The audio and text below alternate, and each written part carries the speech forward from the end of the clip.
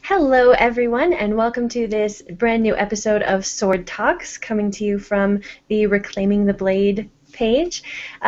Just want to introduce you to some of the awesome guests we have today, and we're going to continue to do these Sword Talks every week, so you'll get to meet a lot of new, exciting guests. So we'll start off with two people who you may already know from previous talks. Let's start with Fabrice Cognot. Hello. We also have Marcus Humpel. Good evening, hi. And two people you may not know, we have John Farthing. Hello. And Dean Nuke. Hello. And we are super excited to introduce you to these new people and talk about their new website. So, Dee, why don't you tell us what your website is, and we'll get started there. Yes, I'm the owner of artofswords.tumblr.com, which is a blog about swords dedicated just to that. Art in swords in art, cosplay, gaming, films, anything about swords, historical, fencing, anything. That is awesome. I just realized, and yes, Daniel just reminded me, I forgot to introduce Daniel. So Daniel McNichol is the director of Reclaiming the Blade, the first film, and he will be directing the second film, Reclaiming the Blade, Sons of Fire. I'm sorry, Daniel, please tell us all about yourself. I'm just a strange guy that's just kind of looking around, looking very suspicious. But yeah, glad to be here. So absolutely. So Lily, yeah, you were telling us a bit about your site. And I had just heard a little bit about it before we started. But yeah, tell us the background story as you were there, kind of how you got started with the sword and everything else. Me? Yes. Okay. Well, at one point I had so much time on my hands. I wanted to do something sword-related because I like swords. And Tumblr was an easy way, and I was familiar with the platform, having a previous blog there. So I just started with that, and one week later I had 1,000 followers, and I realized, okay, I have something in my hands right now, and I just moved on from that point on. And interviews and the museum started to contact me, and here we are a year later. That is amazing, 1,000 followers that quickly. Yes, I don't know how it happened. We started first day, maybe 15 followers, and then it just exploded. It was surprising even for me. That's incredible. And who are some of the museums that wanted to talk to you? I had Metropolitan Museum of Art in New York, Cleveland, LACMA from Los Angeles, somebody from Royal Armouries in the UK also contacted me. So I've had quite a few. That is awesome. If you haven't had a chance to look at her site, it is art-of-swords.tumblr.com. So make sure you check that out. And what about the rest of you guys? Let's start with Fabrice. You can give us a little bit of background about yourself and where you hail from and all of those things. Well, okay, I'll make a long story short then. I am Fabrice Cognot. I'm the director, founder of the Tadius Talk, which is the local group in Dijon. I'm not in Dijon right now because I was working at my forge, because I'm also a bladesmith. So I just had time to clean the mess, and that was myself, and to clean up a bit before joining you tonight. But once this is over, I'm going back to the forge and start working again. So apart from being a bladesmith and also a historical European martial arts instructor, as the name suggests, well, the title in front of the name, I'm also a taxor in medieval archaeology, specializing in medieval arms, basically. So not only I know how to use the stuff, to make the stuff, but also the bit of history of the stuff. So I guess I'm trying to not to speak too much rubbish. I don't think anyone would accuse you of speaking rubbish, especially on a show called Sword Talks. So how about John? Why don't you tell us a bit about yourself and Arma and all of the things that you work on? Okay, I'm the Deputy Director of the Association for Renaissance Martial Arts, or ARMA, at www.thearma.org. And, you know, the site's pretty self-explanatory, but as far as me, I just actually did a really incredible interview with Dee over at the Art of Swords, and it just went up online this week. So I'd encourage people to check that out because it's talks a little bit about me and who I am, but also talks about the Arma and gives you a great chance to get your feet wet in the Art of Swords site, which is a wonderful site to check out. Thank you. That is really cool. Did you guys meet because of Reclaiming the Blade Day last weekend? No, we've been in correspondence through Twitter for some time. Very cool. Well, last but certainly not least, we have Marcus. Marcus, why don't you tell us about you and the awesome crest that you have on your lower third and how you got started with swords? Yeah, I'm Marcus from Hamburg, Germany. I started something like 10 years ago. It's in December that I'm doing sword fights for 10 years. Yeah, I'm a member of Hammerborg. I'm instructor for Saber there. And the crest you see at the bottom of this picture is actually the Hammerborg Oak. This is where the group started 15 years ago. It was just a group under the oak, really meeting under a big oak tree we have here in Hamburg. And so our colleague Dirk Hagedorn, he made this wonderful crest, and yeah, it's now on our website, and I use it for today. That's very cool. Well, if you guys don't know, last weekend we had this really big day. It was 12 hours long at the least, which was all about reclaiming the blade, and we talked with all kinds of swords experts and stunt fighters and people from Arma and HEMA, and it was just awesome. And I think a lot of you guys were there for a large part of the day. So all of that was to gain attention for the Reclaiming the Blade Sons of Fire, which is the sequel to the first Reclaiming the Blade documentary. And it's because there is a Kickstarter going on right now. There are only 5 days left, so you definitely want to check it out. And so go to Kickstarter, search for Sons of Fire or Reclaiming the Blade, and you'll be sure to find it. There are some new rewards that have been recently added and partnerships that are going to be announced, so make sure you check it out. If you already have, there might be some new stuff, and if you haven't, now is a great time to get involved. So if you want to ask some questions from our panel here today, you can use the hashtag SwordTalk or hashtag SwordTalks, and we would just want to have like a nice open forum with everybody. So I'll kick it off to Daniel, who is the director of Reclaiming the Blade, and he'll get us started with a recap of last week's adventures.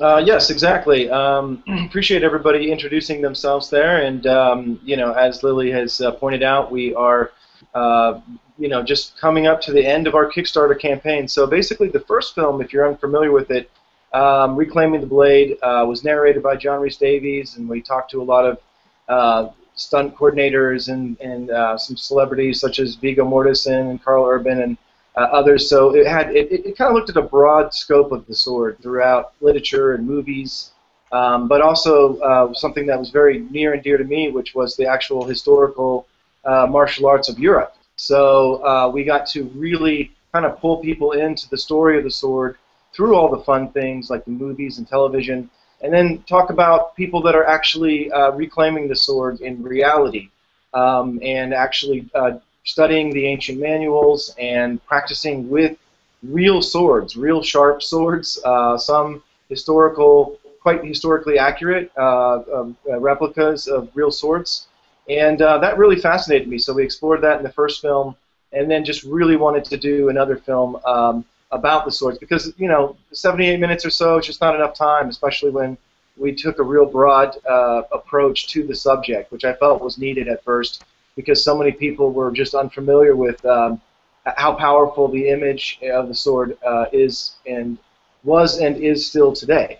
So with that said, yeah, please head over to the Kickstarter. All you have to do is just Google Reclaiming the Blade Kickstarter, and it'll pop right up, and we would really appreciate your support. Lots of great reward packages. Obviously, you can get a copy of the second film, the first film, all that good stuff by just supporting us. So getting into some questions here, though. Want to kind of pick on Dee today, and really, because she's sort of the fresh meat here, I guess. You know, because Dr. Quignon and you know, John from Arma and Marcus as well. By the way, Marcus, I love the tree logo, and I think a lot of sword trainers actually do train under trees because they provide great shade. So I know when you're out there, as I know Kanyo and John can tell you, it is it's a lot of hard work, and you're going to work up a sweat. So any shade you can find, indoors or outdoors, air conditioning, whatever, you're going to need it because training with the swords is very difficult. But Dee, looking at your site, let's just go back a little further. I mean, you told us about sort of the birth of your site. Yeah. And how you immediately got, and if you haven't been to our site, it's art-of-swords.tumblr.com. And I hope somebody can post it in the live YouTube stream chat area there for folks. And also you can ask questions in there as well. Wherever you are, we'll be monitoring those and try to get those questions out. So it's art-of-swords.tumblr.com. But go back a little further and tell us about why you created this website and why you became fascinated with the sword. Was there one sword in particular that really inspired you? Because I'm looking through these swords, and they're just really, really good, beautiful examples of historical swords. Well, my personal favorite of a sword is the rapier, but the blog was made just because I like swords in general.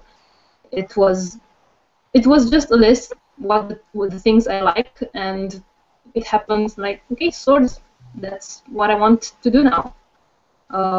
Because I started writing at one point, and that I had a platform from that, drawing that can be done anywhere, paper, but swords, how do I do that? I was not able to go into fencing back then, not able to, I don't know, pick up metalwork and do swords, so a blog about swords was just very convenient.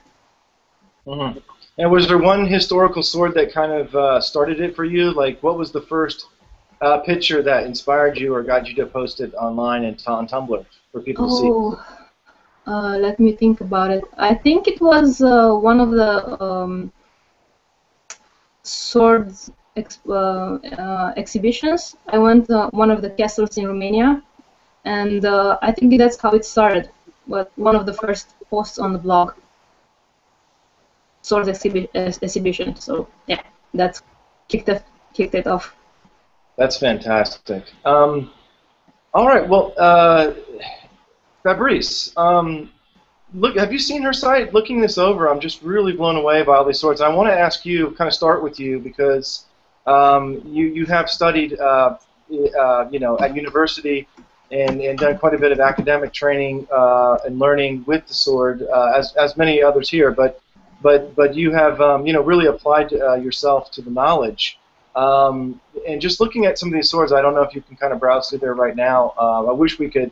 Hopefully, as we move along, we'll be able to learn to kind of show images on the screen during these sword talks. I think that will be really good. Just bear with us while we kind of figure things out and learn to do that. But yeah, looking at her page, Fabrice, what comes to your mind actually looking at these old swords? Nope, we just lost Fabrice. We'll wait for him to jump back in, so we'll go right next to him. Oh, he's back. Okay, Fabrice, can you hear me? Okay. I was back again. Technical difficulty there. Yes. Did you hear my question? Or no. Okay. Sorry. I think we might have lost you there for a bit. But yeah, I was just looking at Dee's website, and since you have spent time, studying at the university swords, if you've looked at her site, have you had a chance to look at her site first? Yeah. What comes to your mind looking at those old swords? Well, same thing as always, same mix of emotions and feelings and stuff like that, because, well, the sword is not like any object, so when you see a sword, you start thinking a lot of things. Well, the site is very well made, and congratulations again, Dee. It's very Thank you. nice to look at. Well, it depends on what sword, actually. A few of them, I must say, and that's not brag. Actually, it is bragging a bit. A few of them, I had the fantastic chance to handle personally myself. Wow. And yeah, and it's. You recognized a few of them as old friends. Yeah, a bit like that. Old friends, older than me, a bit. and I miss them, like you miss a friend. Yes. Yeah. I'd be happy to see them again.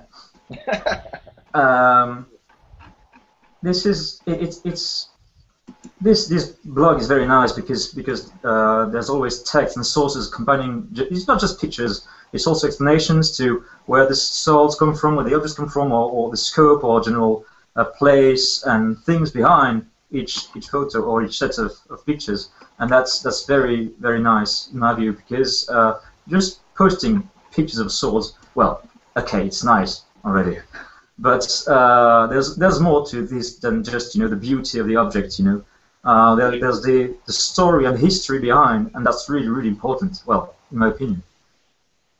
Yeah, that's what it kind of inspires me when I look at them. It's almost like I want to know the story of each sword, and certainly there probably is a story to each sword.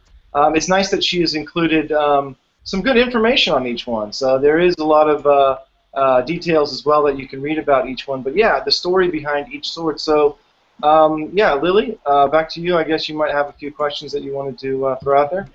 Well, I do. I guess. Oh, or Dee, did you want to say something? Yeah, about the not just pictures and nothing else. Trust me, that was a lot of that in the beginning, because people didn't want to actually read or see anything else than pictures, pretty pictures. Wow. And then maybe they just wanted to use their own imagination and make up their own stories, I guess, about the swords. But for me, my love of history, I like to know. Yeah, it started to change after a few weeks. People actually starting to ask questions about different swords, and then I realized, okay, I can go and do more than just pictures. Definitely. Yeah, I love it. I can't wait to just dive deep into this black hole of your website. And I mean that in a positive way.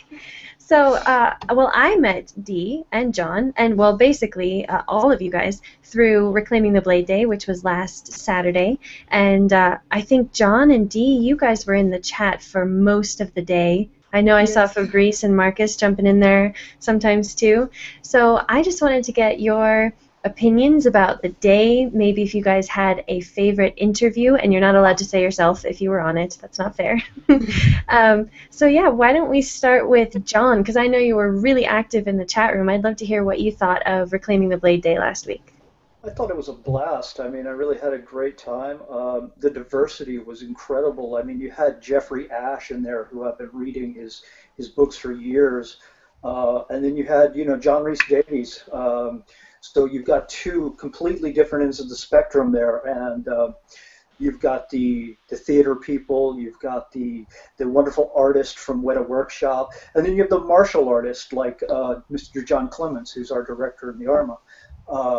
So huge diversity of just all things swords. It was like being a kid in Candyland. It was just a wonderful experience. It was so much fun, and I was in the chat rooms from start to finish, and the diversity of people that I got to interact with from the Middle-earth Network, as well as Galatia, and the other martial artists and swordsmiths who were there that I know. Really just a fun time. Yes, Candyland is like the best way to say it. There were so many really cool people, including all of you guys. And yeah, so what about you, Marcus? Did you have a favorite interview, or did you get to interact with anyone that you really enjoyed? Oh, I was that day, I was completely out on a Viking reenactment. So it was me jumping in basically in the last minute. So I just met the colleagues on the Sword Talk we had together. Yeah, I just remember the nice colleague, I guess his name was Flynn, the colleague with the lightsaber school. It was so cool with the Millennium Falcon in the background. I think it was his bed or something like that. It was really crazy. Yeah, that was so cool. So I have to apologize. I didn't see everything, but was just in for the interview, and after that I had to go to bed. Well, totally Marcus, understandable. Yeah, Marcus, getting back to this other question about Dee's website, and John, I want to ask you as well. Sorry, I didn't mean to leave you guys out of that question, but just looking at her website and looking at those swords, it'd be great if we could even just pick one that you guys want to talk about on this site. Anything? What comes to mind when you look at those swords on her site? Motori sword. She has a very I saw 2 or 3 pictures of mortuary swords, these basket-hilted weapons from England. Mm-hmm. I really want to handle such a beast one time in my life. That's so cool. They have a little bit of this backswordish character, saberish character, and that's what I really like. And yeah, they are quite old and yeah, brutal. It's an awesome weapon. Can you That's tell us a really little something. bit about what it is to train with a sword like that? Can you tell us a bit about the sword itself and the martial arts? I haven't actually had the chance to wield a mortuary sword, but what I like about it is that your hand, your right hand, is covered by a hilt. So that makes the weapon in that regard a special weapon that you can protect yourself behind that. You have sword and shield permanently together. Wow. And that's the same for saber. Mm-hmm. And this gives a lot of cool options. Now, is that the kind of sword that would probably be something a gentleman or a lady would carry, around?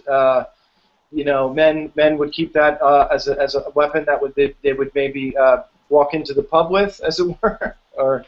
Yeah, the English and Scottish were also quite keen on carrying swords all around all day long. Mm-hmm. So there's probably a good chance that these really have seen everyday life. Mm-hmm. So when they woke up in the morning, they put their boots on, their trousers, some other accoutrements, of course, I hope. Yeah. And then the sword would be a part of that dress? Exactly. Swords were so many years, so many centuries, just also a part of fashion. Mm-hmm. If you see the nice swords Dee has on her side, Mm-hmm. all these filigrane and very artful things. It's not only about killing; it's also about representing.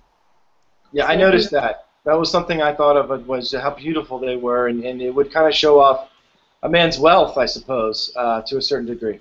Yeah, for sure. All right, well, John, looking at our site, yeah, what comes to your mind?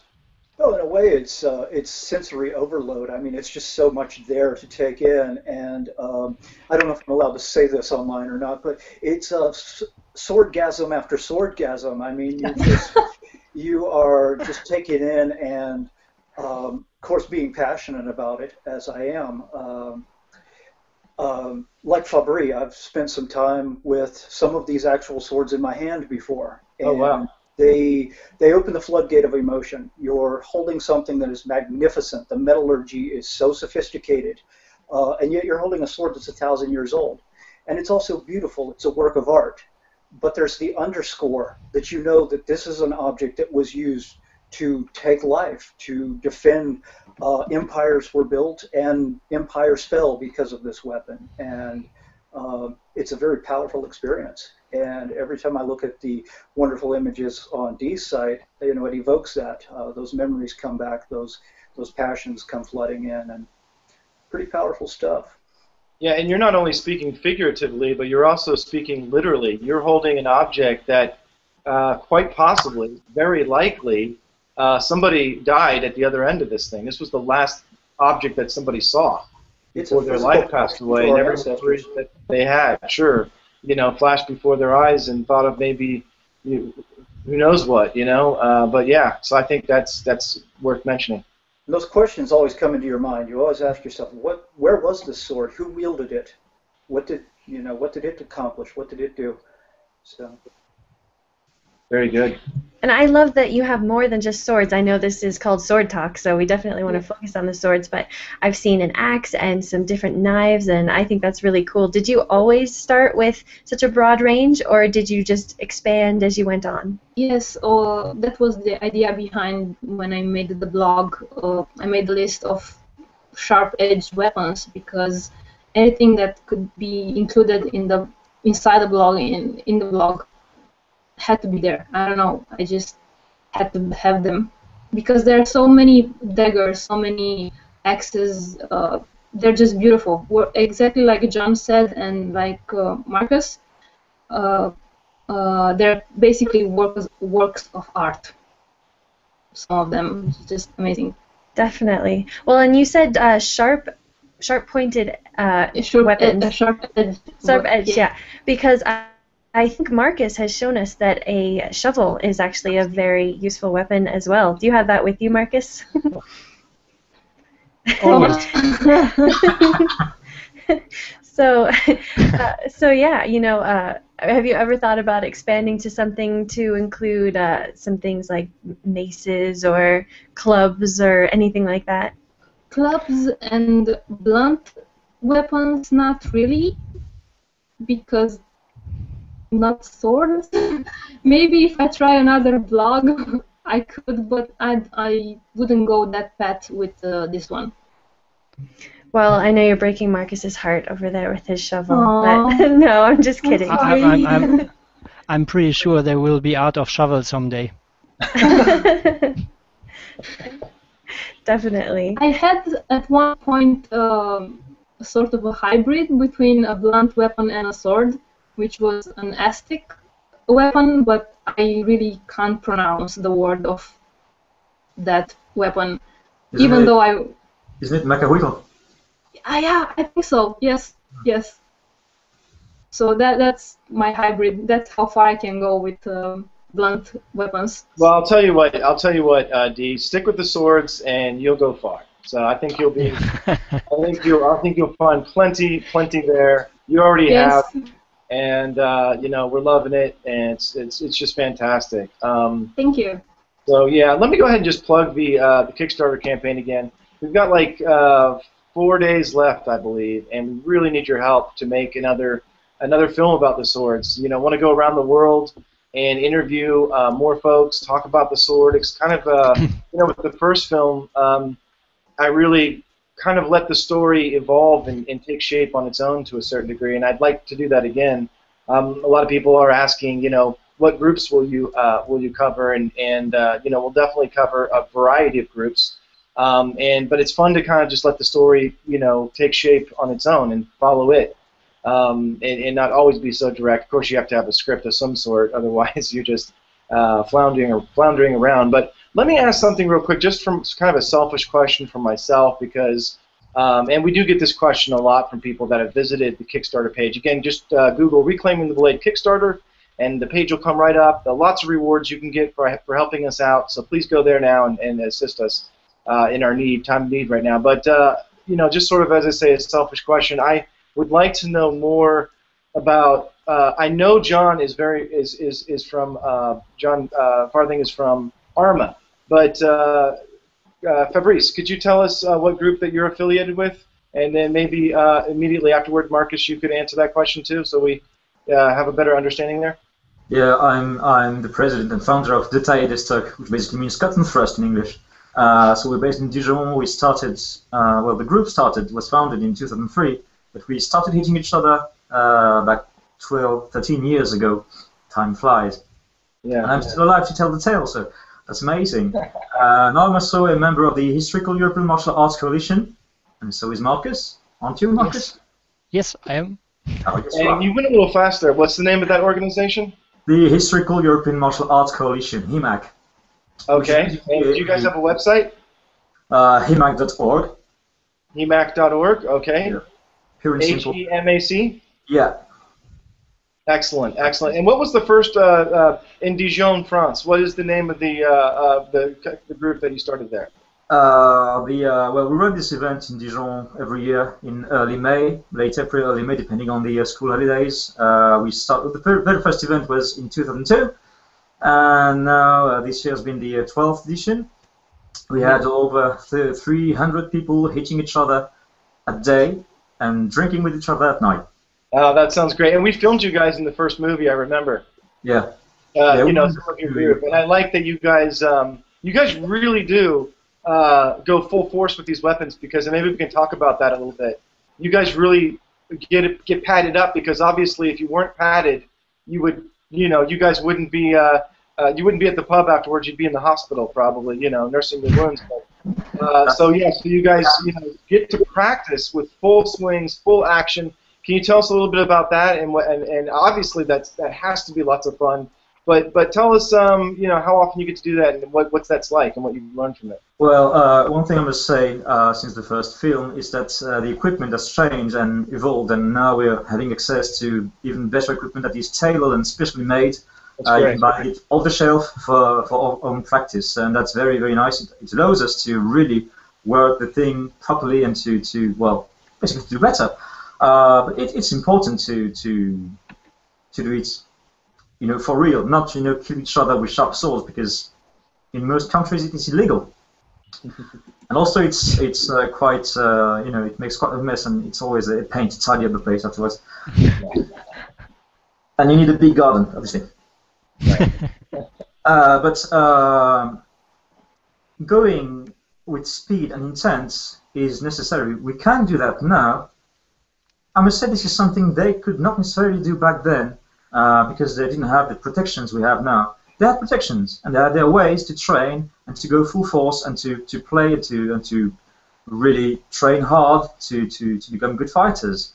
Now we're using what technology offers us to recreate things from the past, and that's quite an interesting paradox, I think. Mm-hmm. These are arts you must make real, and you must learn with your entire body. It needs sweat and dedication and time, and I guess my friends John and Marcus won't disagree. It takes lots of effort, it takes a lot of passion and a lot of sweat and tears and blood sometimes. Hopefully not yours. And I used to say that 95% of reconstructing history of European martial arts is time spending on reading books, or time spent finding them books, reading them, trying to understand them. And this is of paramount importance. But if you don't go outside or go to the gym and work up a sweat and hit each other with a sword, simulator, or whatever, or have someone else try to hit you, there's no way you can really make this art alive again. Mm-hmm. Yeah, that's true. Marcus. Yeah. Just a bit about your group in Hamburg, and also, did you guys really invent the hamburger? Yes, we invented the hamburger. No, I don't know the history of the hamburger. I can tell you about the history of my club, Hammerborg in Hamburg.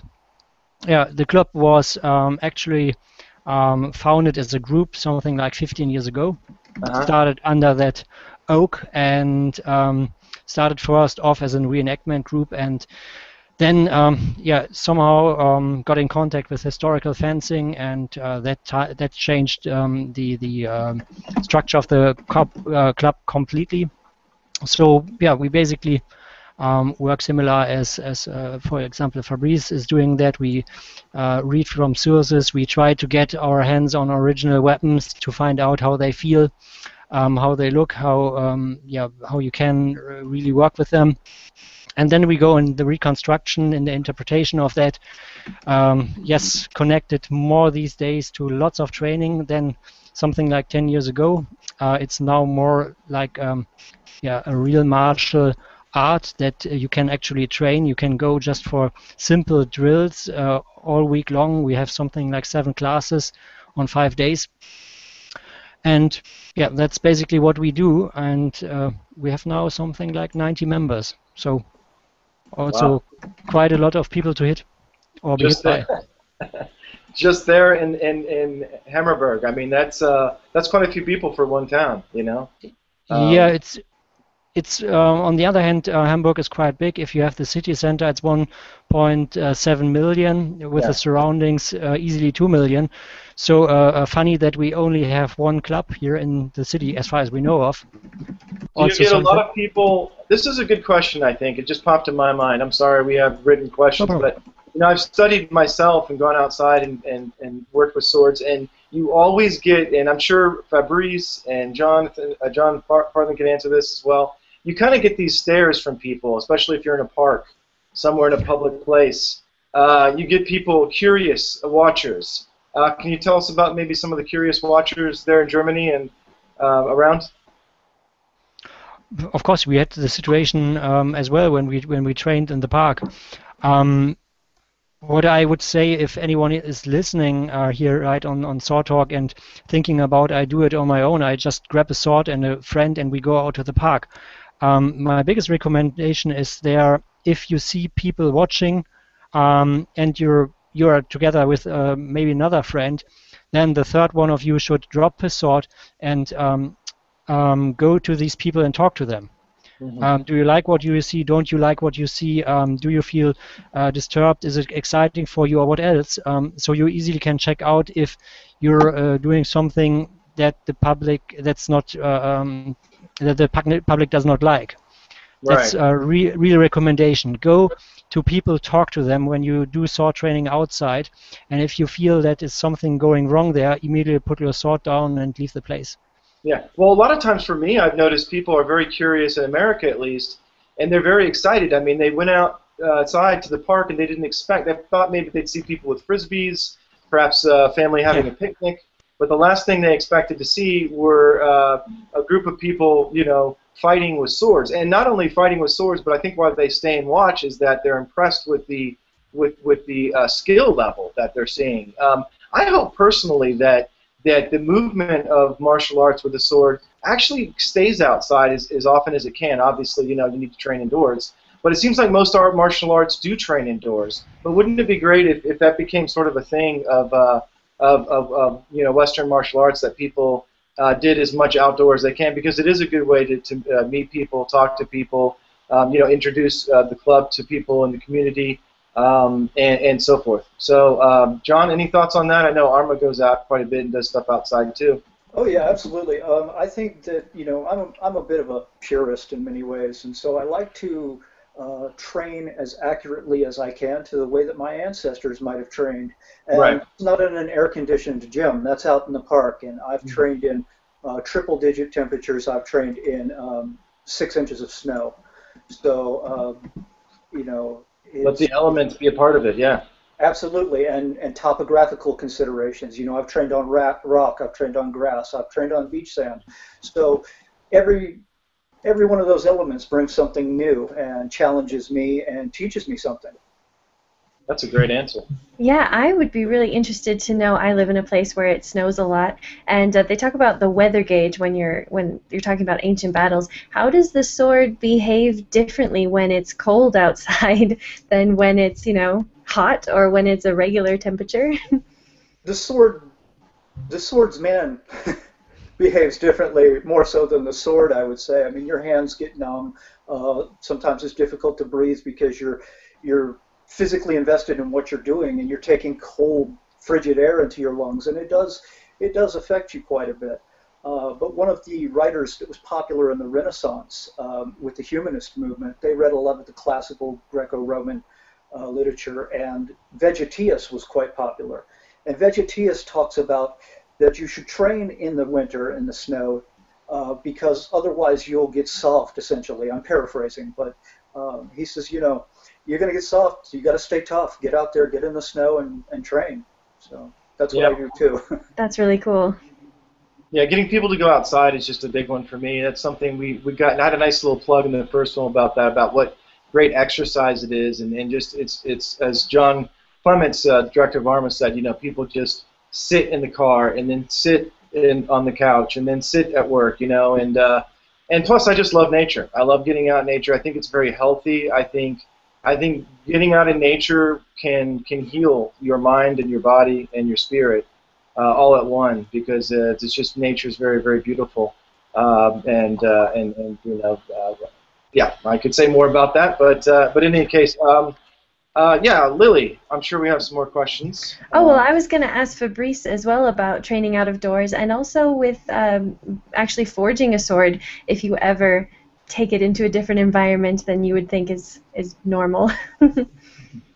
Well, training outdoors, that's how we started, I must say. Now we're using, well, now it's summer break, so my friends regularly in Dijon, you can see them outside in that very same park where we shot the footage for the first film. They know us now. They don't call the cops anymore, and the police knows us as well. So That's good. It's a good thing. We really are always happy to go outside and to reach out to people and to answer the questions, even if you don't think they have any question. We go to them and we start talking to them, and then they run away. It happens. Have you ever gained any members through just people seeing you? Yes, actually, yes. Some people were just curious, then they joined us, and after asking a few questions, a few talks, and that's one way of doing it. I mean, you know, being visible and being also proud of what you're doing. You know, these arts belong to Europe, and they also, in a way, belong to this time we're living. So it's always good to not to hide in dark corners or dark alleys and stuff like that. So yeah, well, weather permitting, I must say, because training outside in the rain. Well, I'll be in the UK next week, so this will probably happen next week. Yeah. And you had a question about what making swords and stuff. Sorry, Lily. Yes, well, if you ever, I don't know what your workshop is like, but if you ever decide you're going to do a part of the sword making out of doors, or if you go into some other setting to work on it, to maybe get more immersed in the history of it? It's well, my workshop for now is at my parents', and I'm moving shop actually. What I can tell you about working outside or working to other places. I've, from what I know from my own work and the way I work and the way my colleagues work, people like to have their own little habits, you know, their own little things, and to know where they put what nut and what. Because generally, I don't want to speak general truth, but most smithies are like a huge mess. Only the smith know where his stuff is at. So I don't know. Working outside in a familiar environment can teach you stuff sometimes, but I guess it never really happened to me. Well, I had a chance to work at Friends and to work with very gifted craftsmen. So, but it's not the same. It's nice to have a place on your own, you know. Definitely. Fabrice, what do you hope to see in the second film? And by the way, people can head on over to just type in Kickstarter Reclaiming the Blade or Reclaiming the Blade Kickstarter, any order you like, and it'll pop up, and you can help support the second film. We're trying to make that. We've only got about 4 days left on the campaign, so yeah, head on over there. Lots of great rewards. But Fabrice, what would you like to see in the second film? Everything. Everything. Oh yeah. Everything that is related to swords, you know, that's something that struck my mind, that was not really mentioned, but it was part of it, but no name put on it. It's the importance of sword, not just in movies or, you know, in martial arts or stuff like that, but also in books. I'm currently reading, or rereading rather, the books by Michael Moorcock, you know, the Elric books, you know, Stormbringer, stuff like that. And the importance of swords in literature, not just fantasy, by the way, that is really important. Of course, it's not something that is easily put on screen, you know, because basically books are not really made of moving pictures, except within your mind.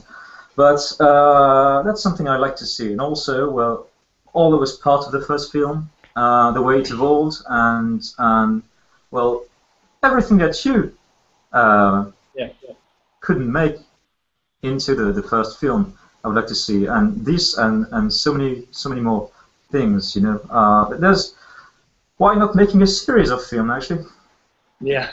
Well, I would concur with you in regards to.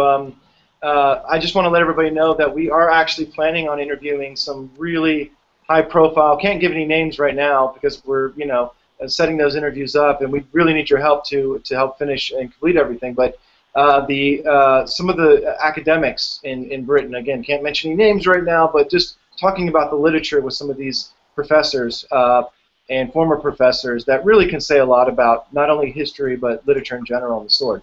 Dee, let me ask you another question, yes. Dee.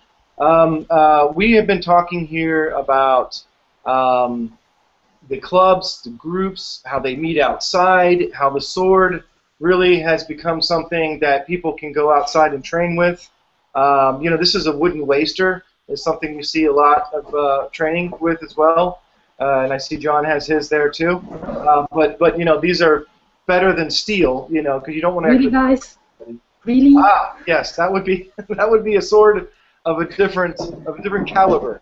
But no, have you had the opportunity, or do you have the interest? If you haven't had the opportunity yet, I always like to see girls getting involved in the swords because I like both very much. And so, it's always good to have two things that I like very much together in one place. Always good, It's like a peanut butter and jelly sandwich, you love the peanut butter. Anyways, it's a good combination, I think. That's just me, but yeah. So what are your thoughts on that? Do you want to explore maybe meeting with the club, or have you done that yet? No, I haven't, because I'm in the UK, in a small town, so it would be kind of hard for me to do that. But if I found something around here, that definitely is going to be a yes for me. I'm going for that. You are probably going to get some emails. I will venture to say that there are some British gents out there that might take you up on that, because there are actually quite a few groups. Yes, thank you very much. I would really appreciate it. Yeah, no, Sola Gladiatoria is one really good group. I think they're based in London. We did, I think Fabrice knows those guys. But there's quite a few groups. I'm sure our European friends, both Marcus and Fabrice, have probably met with these guys personally, so they could probably let you know. But that's good. That's good to know. But Dee, anything else you want to tell us about the website? I know we're kind of wrapping up here. It's amazing how fast time flies when we do these things. It's like it feels like we start them and then they're over. But we'll certainly have to have you back, Dee. But anything else you want to mention?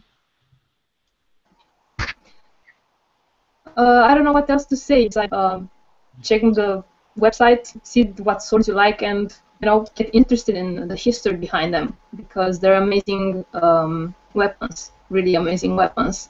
Not just historically, but even visually, like design related. I'm sorry, I didn't mean to interrupt. What's the future for the site? What do you hope to do? Oh, there are ideas, but I can't say anything right now. But there are ideas that I work on for it. Well, please head over to her site. It really is amazing. It's art-of-swords.tumblr.com. And please don't forget about Reclaiming the Blade Kickstarter. Just Google that up, and you can help support us. And hopefully we can make our way to Britain again and do some filming, meet with Dee, and learn more about what she's doing. Also, we have some fantastic interviews. If you sign up on the Kickstarter page, we have like hour-long interviews. Well, 40 minutes to an hour-long videos with some great people. Recent ones we've uploaded are Alan Poppleton, who was the stunt trainer for many films, Narnia and Lord of the Rings and Kingdom of Heaven. But and then we also did John Rhys Davies' interview and went a workshop and talked to them about Anduril, which was the sword that Viggo Mortensen had in the Lord of the Rings. So you can gain access to those videos. And so, Lily, I've tossed it back over to you. We got about 5 minutes left. I'm sure nobody will be too upset if we go over a bit, but. Well, yes, we have a question for John. I think this is from one of the fans. So, John, if someone wants to get started with their local ARMA group, what do they need to know, or what do they need to have before they can get started? Most areas where there are established study groups, they will have loaner equipment, so you'll be able to go out and, people will have things that you can borrow until you can obtain your own gear. There are areas where, we don't have a membership necessarily at that time, but we have our website is set up to help the novice, new, and solo practitioner. So head on over to our website at thearma.org. There's a practice partners page which will help you find people in your local area. And if there's nobody that you see that's near you, shoot us an email and we'll try to find somebody or help you get started. Excellent question, by the way. Thank you. That is very cool. I tweeted something earlier this week because all of the sword talk has been getting me really excited, and I'm excited to go meet up with my group locally. I saw this sign and it said fencing supplies, and I thought, oh my gosh, that is just great. And then I realized it was a lumber yard, and they were talking about building fences and not sword fighting, so I was really disappointed. But it is definitely one of those things that I know myself I want to check out, and so I'll make sure to go to your website and look at those partners, because I'm sure it would be easy to drop a lot of cash on some practice supplies. If I may, Lily, I'd like to interject here real quick. Thank you to everybody over there at the Middle Earth Network. They have been absolutely wonderful. They have put a nice link on the pages there at My Middle Earth, Middle Earth News. So anybody who's in your network there who wants to access the ARMA, they can do that right from the Legendarium page and some of the other pages there. So I'd like to thank you guys for that. That is really cool. Well, I think it's all of you guys, and your passion for the sword is just infectious, and it's taking over everybody. So thank you for being willing to share your love for the sword. So we definitely want to take another moment to plug the Kickstarter, kickstarter.com. Look for Reclaiming the Blade. And there are some new packages, as I mentioned, so make sure that you check that out, even if you already have. And some of the stuff from Reclaiming the Blade Day last week is being offered now as special bonuses for the backers. So if you are already a backer, good for you. And if you're not and you want to get access to some of that great content from last weekend, make sure you head over there and check it out, see what works for you. Also, if you want to follow this podcast that we're doing right now, there is a Twitter and a Facebook for it. You can look for Sword Talk, or on Twitter, let me make sure I get this right. Sword Talks. At Sword Talks, yes, that's what it is. Just like TED Talks, but Sword Talks. Yes. Well, I mean, I love TED Talks, but this one, all about the sword, you can't go wrong. So let's see, what else haven't we plugged? Let's make sure everyone gets to plug their website one more time before we go, and how people can get in touch with you. So let's start with Marcus. Well, actually, we do have a bit more time, so why don't you throw in another question there too. But yes, Marcus, please plug your site as you feel fit. But we do have a bit more time. I think my clock's a bit fast, but yeah, if you want to tell us, Marcus. Perhaps you can answer a question as to specifically, do you have any words of encouragement for anybody who's interested in picking up the sword or the blade? Yeah, absolutely. It's number one, it's pure fun. It's really interesting. It's not only about hitting people on the head. It's also really about learning so many other nice things. And last but not least, that's also what I want to mention is HEMA is right in the moment a really good community. So you will immediately find lots of friends to train and spar with. And what is HEMA? Historical European Martial Arts. Okay, and do they have a website? No, it's like the genre like WMA just or the genre itself. I see. Okay. Yeah. Exactly. So another abbreviation. Out there. Okay, gotcha. So that's more of a term than a club. Exactly. Okay. So yeah, within this community, you will find many skilled trainers, instructors with a great background, also on history and so many other things like on armors, smithing, bladesmith. We do have armorers and stuff like that. So it's really interesting. You learn so many nice, interesting things there. And yeah, so if you feel that it's one of your motives that you want to compete against someone, you will find there are much more things. So do it. Fantastic. Do you guys have blade makers and armor smiths, I guess, in your groups? Not in my group, but the armorer we right now prefer is also close to the scene, so he knows what we really need. I see. I bet Fabrice could probably answer that question. So why don't we go to you real quick, Fabrice? What do you mean? As far as the sort of the crossover people you might find that are actually making weapons as opposed to being focused on the study of the martial arts in your groups. Because I know you yourself have studied blacksmithing and making swords. So, yeah, do you have a community there or yeah? How can you explain? Well, this, what can I say? I mean, you know, you mentioned it pretty much. Mentioned it all in your question. Or Marcus already said a lot. There are people, you know, that make swords and make armor. It's part of because they are attracted to this general historical European martial arts thing that we now have. You don't need to know much about swords to train with swords, but it will happen, even if it's not what you expect. After a few months or years training, you will know a lot about swords, or you will want to know more about swords or other kind of weapons, or sabers or bayonets, or just even grappling. That's also one thing that is fantastic with this HEMA community that we have is.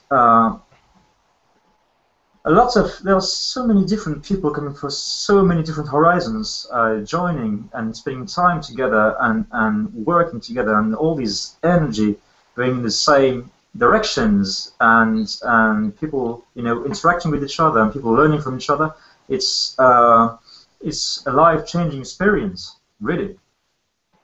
I would say it's probably similar to how it was in times ago, to a certain extent.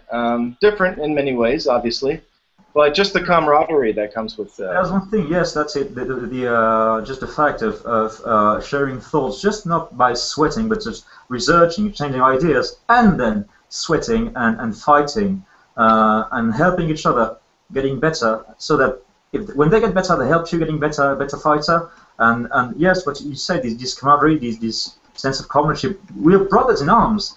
And I mean it. It means something to us. We don't have any proper definition for that, but we feel it. It's in our bones and blood and soul. Of course, there are people I don't like, but I just hit them harder. It's always better to be hit by someone you like. Yeah. Well, I will say this. I think one day we could have a chat on about how it progresses in a club, because a lot of people are familiar with how the Asian martial arts are structured, particularly with karate, which is probably the most popular form of Eastern martial arts. But they have the belt system where you start off with a white belt and then green and yellow and so forth. I'm not even sure the order, but perhaps we could just talk about how a novice begins and how he or she can aspire to be a master at arms. So heading over to if that is all possible, I suppose. But what type of things people can aim for, I suppose, as far as their learning. But John, maybe since we are running out of time now, maybe you could plug the group you're with once more, and then also let us know. That question about arms being involved as well, and the makers and stuff. If you have anything to say there, any store websites you want to plug about armorers or just if there's any of that kind of happening in conjunction with your group. Well, on our main public page at www.thearma.org, at the bottom we do have a list of academic advisors who we are in communication with. Some of them are armorers and bladesmiths. Kevin R. Cashin is one of our academic advisors. The late Ewart Oakeshott and the late Paul Champagne were academic advisors to our organization. Master Armorer Peter Fuller. So we are in communication with these individuals as well as others.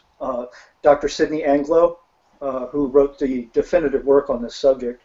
Who was interviewed in the first film? Yes, he was. A wonderful, wonderful interview. A very, very intelligent man. Very man. Could have spent hours, more with him. It's great. Well, and talking about the camaraderie, I think there was a lot of that built last week during Reclaiming the Blade Day, and I know Dee and John, you guys are particularly active on my Twitter and Facebook feeds with all of the sword stuff, and it's nice that even though we're across the country or across the world from each other, there's still this camaraderie that's formed around the sword no matter where you are. That's true. So yeah, I think we are really running out of time now, so we want to make sure you guys head over to the Reclaiming the Blade Kickstarter, and remember that you can join us here on Sword Talks every Saturday at 5 p.m. Eastern Time. There's going to be a new one next week, and I think there are a couple of guests lined up, but if you're interested in becoming a guest, if you've got something to say about the sword, you can get in touch with the Sword Talks Facebook page or the Sword Talks Twitter. They're everywhere, guys. Just get in touch and make sure that you hook up with the Kickstarter next week. And since Daniel is the director of the first film and the director of the second film, I will let him close it with his feelings about it. Well, I will say it's really a collective people that direct the film in a way. I did direct the first film. I think I'll be working with some other filmmakers to make the second one. Because it just is a lot of work, and so I'm happy. I'm looking forward to collaborating with other people. I'll just say that, and some other really, really good artists, and definitely being a big part of it. But yeah, so yes, thank you. That's all I can really say. Thank you, Dee. Thank you for having me. My pleasure, Dee. And John Farthing and Marcus Hempel. Appreciate it, Lily. Appreciate everybody being here, and as she says, we'll be back with some new folks and invite you to be a part of it as well. Thanks so much.